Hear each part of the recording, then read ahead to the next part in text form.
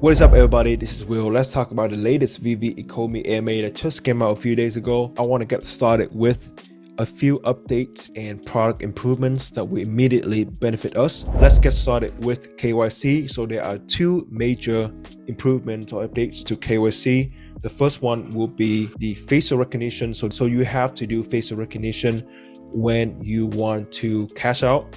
I think this is a great news because this is just another security layer that will reduce the number of bad actors and bots on the app and improve the transparency. So overall, I think this extra step will help gaining that trust back from the community again, because for a long time, the majority of us have been very frustrated with the bots and the bad actors in the app, simply because we are here because we want to invest, we want to collect our favorite superheroes, right? And I feel like sometimes that opportunity was taken away in a very unfair way because of bots. Now that VeVe has KYC, a good majority of bots are gone. Now with that extra step, facial recognition, that will really discourage these bad actors from gaming the system. The second improvement to the process of KYC will be one of the steps during the verification process, which is a step where they require you to submit the proof of address. Personally,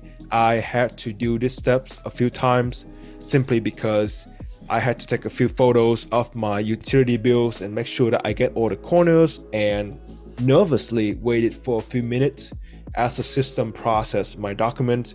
But finally it went through. But this is definitely a big pain point for a good majority of the people who went through this verification KYC process. It's good that they are acknowledging that and they are doing something about it. Dan mentioned that they will start implementing geo-tagging. I don't know exactly what that is. So maybe more details will be coming out in the near future, but anything that will streamline that complicated, kind of like annoying process of KYC, necessary by the way, but just a little bit annoying. Anything that will streamline that experience and make it faster and easier and better is a good thing. Next up, crypto payment. I think this is a very necessary feature. And I know many people will say that, well, in this bear market, this is not a good thing short term because this is just another avenue for people to take their money out. We are in a crypto bear market, an overall bear market. We might be in a recession very soon, and therefore people will want to have some liquidity, some cash on hand. That's perfectly fine. Even though in the short term, people will take the money out and therefore the prices will continue going down. I believe that having crypto pay in and pay out is actually a good thing because a great company should be able to provide as many options to their customers as possible. If you remember, for a while, people could only put $600 in at a time through the mobile app, and sometimes there will be like transaction fees. So a lot of the bigger transactions could not be done unless people had to buy gems, and now buying gems is not allowed anymore. If these crypto and NFT whales come in, and we know that they exist because we have seen people spending hundreds of ETH buying animal NFTs, these Ethereum blocks NFTs during the bull run. They do have that money, they do have that crypto, and allowing them to spend that crypto on VeVe will actually benefit everybody in the long run. And you know, just providing that transparency, that extra option, that flexibility is a really good thing. And number 3 on the list, metadata. This time last year, if you remember, we were laughed at because we didn't have payout because we were on a chain that was relatively unknown, Go chain. But ever since we are now able to cash out, our 7.5 million NFTs have been migrated to Immutable X, and starting from today, a small number of those NFTs will have metadata on Immutable X as well.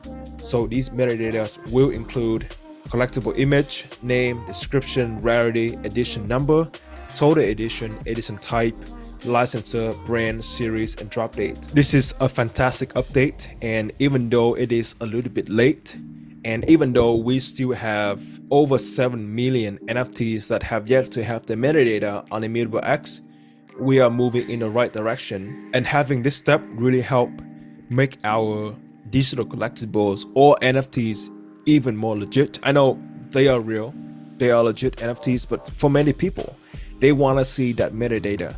They want to see interoperability, which we have yet to have, but that is another conversation. So whatever things they can do to get us closer to the perfect NFT expectation that everybody has, that is a good thing. I am pretty excited to see what people will be doing with the metadata. As somebody who makes YouTube content about VeVe, I will definitely look into it.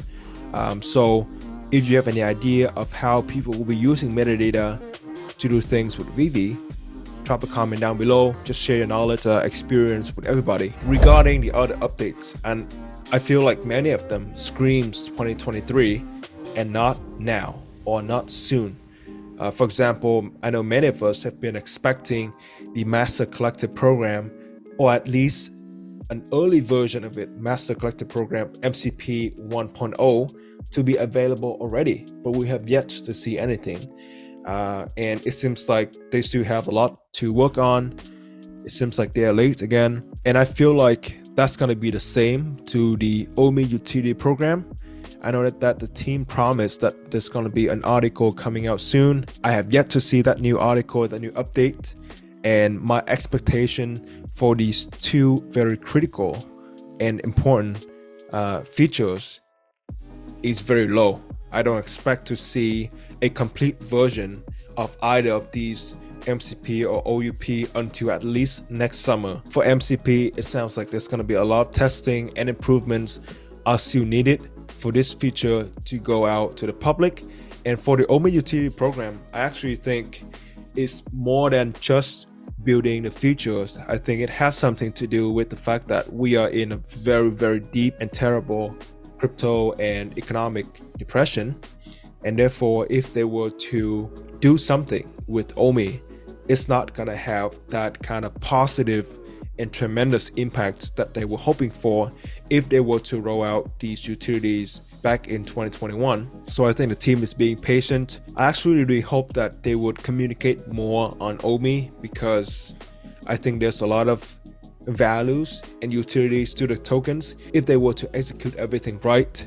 So I guess I'm not very happy with how fast these two features are being developed, but we just need to be patient. Next up is the search function, but actually regarding in-app functionality, and this is everything that happens within the VeVe app and not everything else.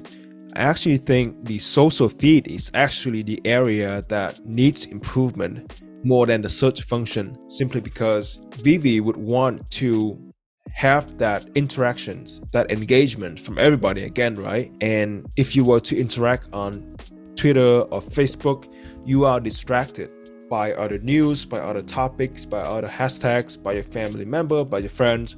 But if people were interacting and engaging within the VeVe app, then they're just focusing on the app and enjoying that VeVe experience. And we're not able to do it.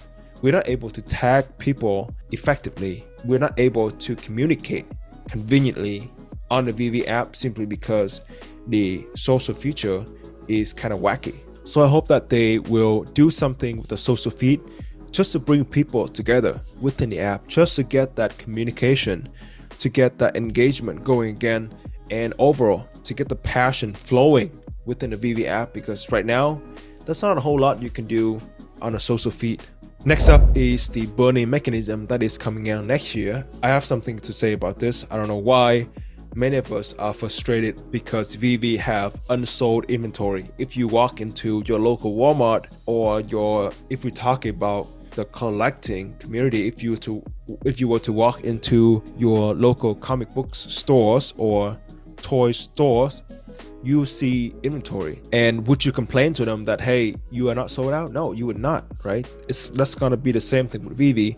I think we need to stop think of VeVe as a lottery ticket, but we need to think of VeVe as more of a store. Some products will be good investment vehicles and some will not, and let the fact that there are unsold inventory reflects that. I don't like the fact that some collectibles have a really high mint numbers, and that is ultimately David's decision. But I think the team is really studying the feedback from the community, and I think they will make appropriate adjustments to that. And the fact that they are burning leftover inventory after a period of time is a really interesting thing that's going to change the dynamic of collecting on VeVe. That's going to be in 2023, so set your expectation very low, but that's going to be a fun thing to do. Last but not least, I want to talk about the potential impact of New York Comic Cons and Dcon in Anaheim. And personally, I really hope that the previous Comic Cons in San Diego would have propelled us to a new level in terms of user count, but it didn't seem to have that effect, or at least the effect of San Diego Comic Con wasn't as obvious as we expected, or wasn't as substantial as we expected. We didn't see that many new users, even though we were in the same booth as Marvel. And I think it's going to be the same thing to the New York Comic Con and Anaheim Dcon, simply because it really takes a long time for people to understand the concept of NFT. And I think it is a really good thing that the team decided to use the term digital collectibles when they first promoted the VeVe app, because people can kind of understand digital collectibles. But when people hear the term NFT, the first thing they will ask is, what does NFT stand for? Well, it's non-fungible tokens. Well, what does a non-fungible tokens mean? So that's just going to be another rabbit hole.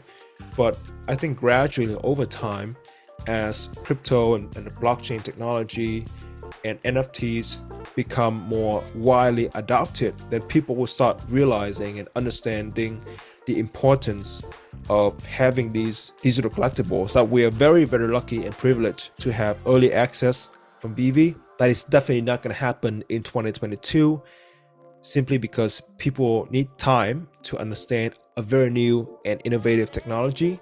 And at the same time, we're in a terrible, terrible bear market right now. People need to think about survival, pretty much. I need to think about how I'm gonna, pay rent or buy food or like grocery or emergency fund or saving before I have that disposable income to start thinking about buying the next VeVe NFTs or buying more OMI, and that is a perfectly normal thing. It's a perfectly logical thing.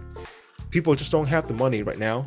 So they may know about VeVe. They may say, oh, somebody who goes to New York Comic Con will say, oh, VeVe, what is this thing? It's in the same booth as Marvel. This is digital collectibles. That's cool.